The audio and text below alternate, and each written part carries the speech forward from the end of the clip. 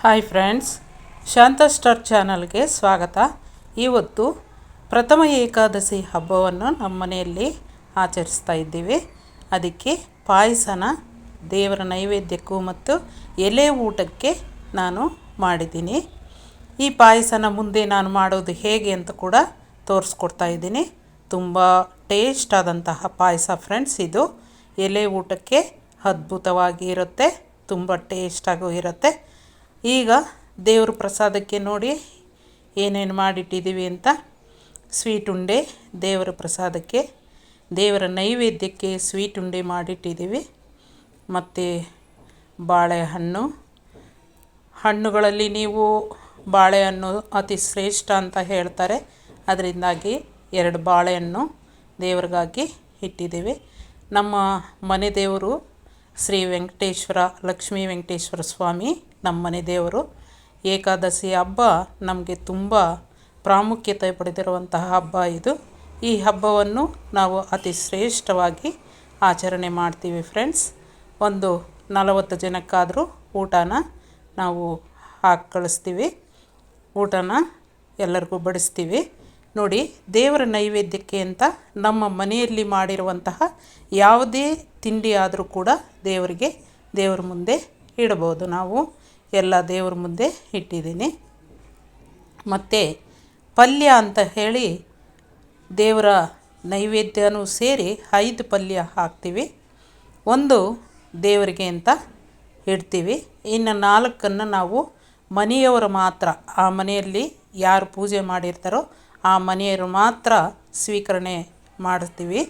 ಬೇರೆಯವ್ರಿಗೆ ಆ ಪ್ರಸಾದನ ನಾವು ಕೊಡೋದಿಲ್ಲ. ಯಾರು ಪೂಜೆ ಮಾಡಿರ್ತಾರೋ ಆ ಮನೆಯವರು ಮಾತ್ರ ಸ್ವೀಕರಿಸಬೇಕು, ಬೇರೆಯವ್ರಿಗೆ ಆ ಪ್ರಸಾದನ ಕೊಡೋ ಹಾಗಿಲ್ಲ. ಈ ರೀತಿ ನಮ್ಮ ಮನೆಯಲ್ಲಿ ಹಬ್ಬನ ಪ್ರಥಮ ಏಕಾದಶಿ ಹಬ್ಬವನ್ನು ಆಚರಣೆ ಮಾಡ್ತೀವಿ ಫ್ರೆಂಡ್ಸ್. ನೋಡಿ, ನಮ್ಮ ಮನೆಯಲ್ಲಿ ಮಾಡಿರುವಂಥ ಅಡುಗೆಗಳು ಪ್ರತಿಯೊಂದು ಕೂಡ ಸ್ವಲ್ಪ ಸ್ವಲ್ಪ ದೇವರ ನೈವೇದ್ಯಕ್ಕೆ ಇಟ್ಟಿದ್ದೀನಿ. ಪಾಯಸನೂ ಸೇರಿ ಪಲಾವು, 2 ವಡೆ, 1 ಹಪ್ಪಳ, ರೈಸು, ಸಾಂಬಾರು ಎಲ್ಲ ಇಟ್ಟಿದ್ದೀವಿ. ಒಂದು 40 ಜನಕ್ಕೆ ಆಗುವಷ್ಟು ಅಡುಗೆಗಳು ಮಾಡಿದ್ದೀನಿ. ಪಾಯಸ ನೋಡಿ, ತೊಗರಿಬೇಳೆ ಸಾರು, ಇದು ಹಪ್ಪಳ, ನಾವು ಮನೆಯಲ್ಲಿ ಮಾಡಿರುವಂತಹ ಹಪ್ಪಳ ಕರೆದಿರೋದು, ಮತ್ತು ವಡೆ ಕೂಡ ಮಾಡಿಟ್ಟಿದ್ದೀನಿ. ಸ್ವಲ್ಪ ಮಟ್ಟಿಗೆ ಮಾಡಿಟ್ಟಿದ್ದೀನಿ. ಮತ್ತೆ ಬರೋರು ಲೇಟಾಗಿ ಬರುವಂಥವ್ರಿಗೆ ಇರ್ತಾರೆ, ಅಂಥವ್ರಿಗೆ ಮತ್ತೆ ಮಾಡ್ಕೋಬೋದು. ಈಗ ಮೊಸರು ಬಜ್ಜಿ ಕೂಡ ಸ್ವಲ್ಪ ಮಟ್ಟಿಗೆ ಮಾಡಿಟ್ಟಿದ್ದೀನಿ. ಮತ್ತು ನಾನು ಇದನ್ನು ಮೊಸರು ಜೊತೆ ಕಳಿಸ್ಕೊಳ್ಳೋಕ್ಕೆ ರೆಡಿಯಾಗಿಟ್ಕೊಂಡಿದ್ದೀನಿ. ಮತ್ತು ಕಳಿಸ್ಕೋಬೋದು. ಒಂದೇ ಸಲ ಕಳಿಸ್ಬಾರ್ದು ಮೊಸರು ಬಜ್ಜಿಗೆ, ಯಾಕಂದರೆ ಕೆಟ್ಟೋಗುತ್ತೆ. ಅದರಿಂದಾಗಿ ಹಳಸೋಗ್ದಿರ ಇರುತ್ತೆ ಅಂತ ರೈಸ್ ಮಾಡಿದ್ದೀನಿ. ಮತ್ತು ಪಲಾವು ಮಾಡಿ ಇಟ್ಕೊಂಡಿದ್ದೀನಿ. ಈಗ ಊಟಕ್ಕೆ ಬರೋರು ಬರ್ತಾರೆ, ಅಂಥವ್ರಿಗೆ ಅರಿಶಿನ ಕುಂಕುಮಕ್ಕೆ ಅಂತ ಹೇಳಿ ಅಡುಗೆ ಎಲೆ, ಹಣ್ಣು, ಹೂವು ಇಟ್ಕೊಂಡಿದ್ದೀನಿ. ಈಗ ಊಟಕ್ಕೆ ಬರುವಂಥವ್ರಿಗೆ ನಾವು ಅರಿಶಿನ ಕುಂಕುಮ ಒಂದು 3 ಜನ ಹೆಣ್ಮಕ್ಳಿಗಾದರೂ ಕೊಡಬೇಕು. ಇಲ್ಲ 2 ಬಂದರೂ ಸಾಕು. ನಾವು ಮನೆಯಲ್ಲಿರುವ ಹೆಣ್ಮಗಳು ಸೇರಿ 3 ಆಗುತ್ತೆ. ಹಾಗಾಗಿ 3 ಹೆಣ್ಮಕ್ಳು ಅರಿಶಿನ ಕುಂಕುಮ ತೆಗೆದುಕೊಳ್ಳಲೇಬೇಕು ಆವತ್ತಿನ ದಿನ. ತುಂಬ ಶ್ರೇಷ್ಠವಾದ ಹಬ್ಬಕ್ಕೆ ಈ ರೀತಿ ನಾವು ಏಕಾದಶಿ ಹಬ್ಬವನ್ನು ಆಚರಣೆ ಮಾಡ್ತೀವಿ ಫ್ರೆಂಡ್ಸ್. ಇದರ ಜೊತೆಗೆ ನಾನು ಅಡುಗೆಗಳನ್ನು ಕೂಡ ತೋರಿಸಿದ್ದೀನಿ. ಮತ್ತು ಪಾಯಸ ಮಾಡೋದು ಅಂದರೆ ಎಲೆ ಊಟಕ್ಕೆ 40 ಜನಕ್ಕೆ ಆಗುವಷ್ಟು ಪಾಯಸ ಯಾವ ರೀತಿ ಮಾಡಬೇಕು ಅಂತ ಕೂಡ ನಾನು ಈ ವಿಡಿಯೋದಲ್ಲೇ ನಾನು ಮಾಡಿ ತೋರಿಸ್ತಾ ಇದ್ದೀನಿ ಮುಂದೆ. ನೋಡಿ, ಈ ರೀತಿ ಹಬ್ಬವನ್ನು ನಾವು ಆಚರಣೆ ಮಾಡ್ತೀವಿ. ಮತ್ತು ದೇವರ ನೈವೇದ್ಯಕ್ಕೆ ಇಟ್ಟರೂ ಕೂಡ ನಾವು ಬೇರೆ ಮನೆಯಲ್ಲಿ ಮಾಡಿರುವಂಥ ಅಡುಗೆಗಳು ಪ್ರತಿಯೊಂದೂ ಸ್ವಲ್ಪ ಸ್ವಲ್ಪ ತೆಗೆದುಕೊಂಡು ದೊಡ್ಡವರಿಗೆ ಅಂತ ಕೂಡ ಮಾಡಿ ಮೇಲೆ ಇಟ್ಟು ಬರ್ತೀವಿ.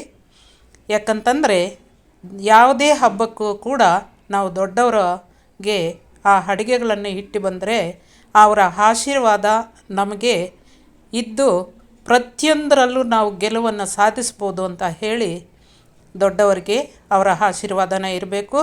ಮತ್ತು ಮನೆಯಲ್ಲಿರುವಂತಹ ದೇವರ ಆಶೀರ್ವಾದನ ಇರಬೇಕು ಅಂತ ಹೇಳಿ ದೊಡ್ಡವ್ರಿಗೂ ಊಟನ ಆವತ್ತು ಮಾಡಿ ಮೇಲೆ ಇಟ್ಟು ಬರ್ತೀವಿ. ದೇವ್ರ ಮುಂದೆ ದೇವ್ರಿಗೂ ಕೂಡ ನಾವು ನೈವೇದ್ಯಕ್ಕಂತ ಎಲ್ಲ ಪ್ರತಿಯೊಂದು ಊಟ ಕೂಡ ದೇವ್ರ ಮುಂದೆ ಕೂಡ ಇಡ್ತೀವಿ ಫ್ರೆಂಡ್ಸ್. ಈಗ ನಾವು ಪಾಯಸ ಮಾಡೋದು ಹೇಗೆ ಅಂತ, ಎಲೆ ಊಟಕ್ಕೆ 40 ಜನಕ್ಕಾಗುವಷ್ಟು ಪಾಯಸ ಮಾಡೋದನ್ನು ನೋಡೋಣ ಬನ್ನಿ.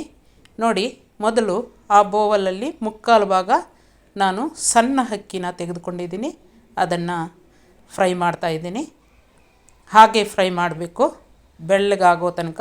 ಅಕ್ಕಿ ಸ್ವಲ್ಪ ವೈಟ್ ಕಲರ್ ಬರುತ್ತೆ, ಅಷ್ಟರ ತನಕ ಹುರಿದು ಈಗ ಆ ಅಕ್ಕಿನ ಜಾರಿಗೆ ಹಾಕ್ಕೊಂಡು ನಾವು ಉಪ್ಪಿಟ್ಟು ರವೆ ಥರ ರವೆ ಮಾಡ್ಕೋಬೇಕು. ಒಂದು 2-3 ಸಲ ಗ್ರೈಂಡ್ ಮಾಡಿದರೆ ಸಾಕು, ಆ ರೀತಿ ದಬ್ಬೆ ಆಗುತ್ತೆ ಉಪ್ಪಿಟ್ಟು ರವೆ ಥರ. ಅಷ್ಟು ಮಾತ್ರ ಆದರೆ ಸಾಕು. ಈಗ ನಾವು ಒಂದು ಪಾತ್ರೆಗೆ ತೆಗೆದುಕೊಂಡು ಇದನ್ನು ನಾನು ರಾತ್ರಿಯೇ ನೆನೆಸಿಟ್ಟಿದ್ದೀನಿ. ನಿಮಗೆ ತೋರಿಸ್ತಾ ಇರೋದು ಇವಾಗ. ರಾತ್ರಿ ನಾನು ಮಲಗುವಾಗೇ ನೆನೆಸಿಟ್ಟಿದ್ದೀನಿ. ಸಬ್ಬಕ್ಕಿನ ಸ್ವಲ್ಪ ನೀಟಾಗಿ ತೊಳೆದು ಒಳ್ಳೆ ನೀರಿಂದ, ನಾವು ಕುಡಿಯೋ ನೀರಿಂದ ನೆನೆಸಿ ಇಡ್ತಾಯಿದ್ದೀನಿ. ಪಾಯಸಕ್ಕೆ ತುಂಬ ಚೆನ್ನಾಗಿರುತ್ತೆ ಸಬ್ಬಕ್ಕಿ ಸೇರಿಸಿದರೆ. ಅದರಿಂದಾಗಿ ನೀವು ಸಬ್ಬಕ್ಕಿ ಜಾಸ್ತಿ ಬೇಕಂತಂದರೂ ಕೂಡ ಹಾಕ್ಕೋಬೋದು. ಯಾಕಂತಂದರೆ ನಾನು ಶಾವಿಗೆ ಹಾಕ್ತಾಯಿದ್ದೀನಿ, ಅದರಿಂದಾಗಿ ಸಬ್ಬಕ್ಕಿ ಸ್ವಲ್ಪ ಮಟ್ಟಿಗೆ ತೆಗೆದುಕೊಳ್ಳಿದ್ದೀನಿ. ಈಗ ನಾನು ಆ ಚೆಂಬಲ್ಲಿ 5 ಚೆಂಬು ನೀರನ್ನು ಸೇರಿಸಿದ್ದೀನಿ. ಮತ್ತು ಅದರ ಜೊತೆಗೆ ಈ ಸಬ್ಬಕ್ಕಿ ನೆನೆಸಿರುವಂಥದ್ದು ರಾತ್ರಿದು ನೀರು ಸಮೇತ, ಕುಡಿಯೋ ನೀರಲ್ಲಿ ನೆನೆಸಿದ್ದು ನೀರು ಸಮೇತ ನಾನು ಸೇರಿಸ್ತಾಯಿದ್ದೀನಿ. ಈಗ ಅವೆರಡನ್ನು ಕೂಡ ನಾವು ಬೇಯಿಸ್ಕೊಳ್ಳೋಣ. ಇದರ ಜೊತೆಗೇ ನಾನು ಆ ರವೆ, ನಾವು ಅಕ್ಕಿಯಿಂದ ಮಾಡಿರುವಂತಹ ರವೆ ಕೂಡ ನಾನು ಸ್ವಲ್ಪ ತೆಗೆದು ಎಲ್ಲನೂ ಕೂಡ ಸೇರಿಸ್ತಾಯಿದ್ದೀನಿ. ಸ್ವಲ್ಪ ಮಾತ್ರ ವಾಪಸ್ ತೆಗಿತಾ ಇದ್ದೀನಿ, ಅಷ್ಟೇ ತೆಗಿತಾ ಇರೋದು. ಅದು ಮತ್ತು ಯಾವಾಗನ್ನ ಪಾಯಸ ಮಾಡ್ಕೋಬೋದು. ಹಾಗೆ ಇಟ್ಕೊಂಡಿದ್ರೆ ಫ್ರಿಡ್ಜಲ್ಲಿ ಇಟ್ಕೊಂಬಿಡಿ, ಒಂದು ಕವರಲ್ಲಿ ಹಾಕಿ, ಇಲ್ಲ ಯಾವುದಾದ್ರೂ ಒಂದು ಡಬ್ಬಿಗೆ ಹಾಕಿ ಫ್ರಿಡ್ಜಲ್ಲಿ ಇಟ್ಕೊಂಬಿಡಿ, ಮತ್ತು ಯಾವಾಗನ್ನ ಮಾಡ್ಕೋಬೋದು ಪಾಯಸ. ಈಗ ಇಷ್ಟನ್ನು ನಾವು ಬೇಯಿಸ್ಕೊಳ್ಳೋಣ. ಅಕ್ಕಿ ಬೇಯೋ ತನಕ ಚೆನ್ನಾಗಿ ಬೇಯಬೇಕು. ಬೇಯಲಿ. ಅಷ್ಟರಲ್ಲಿ ನಾವು ಒಂದು ಬಾಣಲಿನ ತೆಗೆದುಕೊಂಡು ನೋಡಿ, ದ್ರಾಕ್ಷಿ ಮತ್ತು ಗೋಡಂಬಿ ಮತ್ತು ಶಾವಿಗೆ ಇಷ್ಟನ್ನು 1 ಸ್ಪೂನಷ್ಟು ತುಪ್ಪನ ಸೇರಿಸಿ ನಾನು ಅದನ್ನು ತುಪ್ಪದಲ್ಲಿ ಫ್ರೈ ಮಾಡ್ಕೊಳ್ತಾ ಇದ್ದೀನಿ.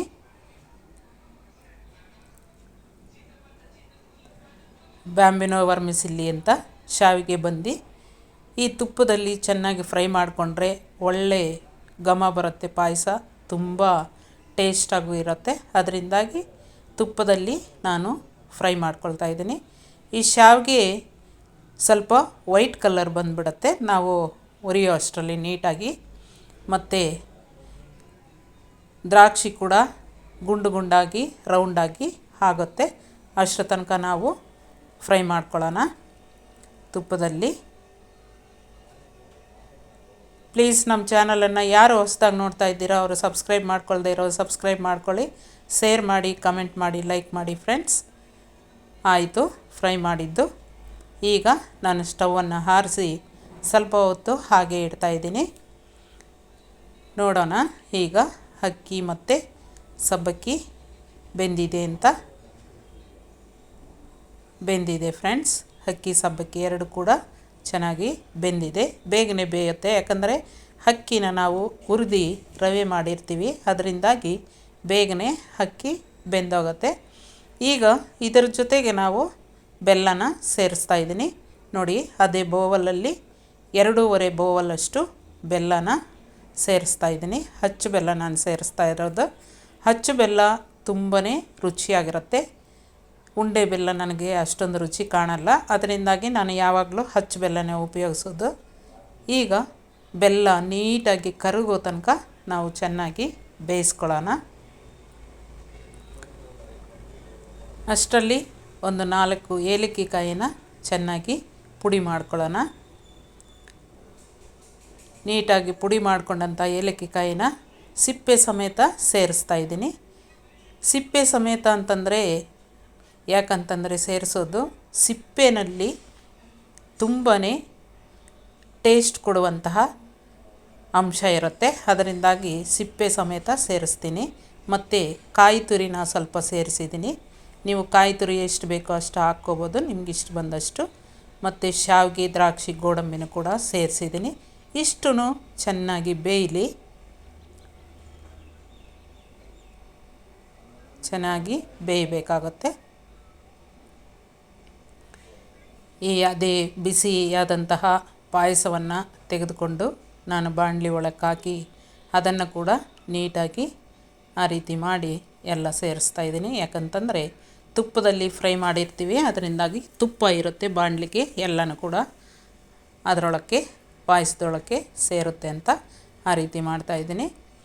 ಚೆನ್ನಾಗಿ ಬೇಯಿಸ್ಕೋಬೇಕು. ಶಾವಿಗೆ ಚೆನ್ನಾಗಿ ಬೆಂದರೆ ಸಾಕು ಪಾಯಸ ಆದಾಗೆ. ಸ್ವಲ್ಪ ಮಟ್ಟಿಗೆ ಉಪ್ಪನ್ನು ಸೇರಿಸ್ತಾ ಇದ್ದೀನಿ. ಯಾಕಂತಂದರೆ ರುಚಿ ಇರೋದು ಉಪ್ಪಲ್ಲೇ. ನೀವು ಯಾವುದೇ ಸ್ವೀಟ್ ಮಾಡಿದರೂ ರುಚಿ ಇರಬೇಕು, ಅದರಿಂದಾಗಿ ಸ್ವಲ್ಪ ಉಪ್ಪನ್ನು ಸೇರಿಸಿದರೆ ಅದು ಒಳ್ಳೆಯ ಘಮನೂ ಬರುತ್ತೆ, ಒಳ್ಳೆಯ ರುಚಿನೂ ಬರುತ್ತೆ ಫ್ರೆಂಡ್ಸ್. ಉಪ್ಪು ಹಾಕಲಿಲ್ಲ ಅಂದರೆ ಯಾವುದೇ ವಸ್ತು ಆಗಲಿ, ಯಾವುದೇ ಅಡುಗೆ ಆಗಲಿ ಸ್ಮೆಲ್ ಬರೋದಿಲ್ಲ. ಅದರಿಂದಾಗಿ ಸ್ವಲ್ಪ ಉಪ್ಪನ್ನು ಸೇರಿಸೋಣ. ಈಗ 2 ಚಕ್ಕೆ ಪೀಸನ್ನು ನಾನು ಸೇರಿಸ್ತಾ ಇದ್ದೀನಿ. ಕೆಳಗಿಳಿಸಿದ್ದಾದಮೇಲೆ ಚೆನ್ನಾಗಿ ಆ ರೀತಿ ಕಲಿಸಿ ನಾವು ಪ್ಲೇಟನ್ನು ಮುಚ್ಚಿದರೆ ಅದು ತುಂಬ ಒಳ್ಳೆಯ ಘಮ ಬರುತ್ತೆ. ಒಳ್ಳೆಯ ಪರಿಮಳ ಬರೋದರಿಂದ ಸ್ವೀಟಾಗಿ ತುಂಬಾ ಟೇಸ್ಟಾಗಿ, ಆ ಪರಿಮಳಕ್ಕೆ ಪಾಯಸ 1 ಸ್ಪೂನ್ ತಿನ್ನೋರು 10 ಸ್ಪೂನ್ ತಿಂತಾರೆ ಫ್ರೆಂಡ್ಸ್.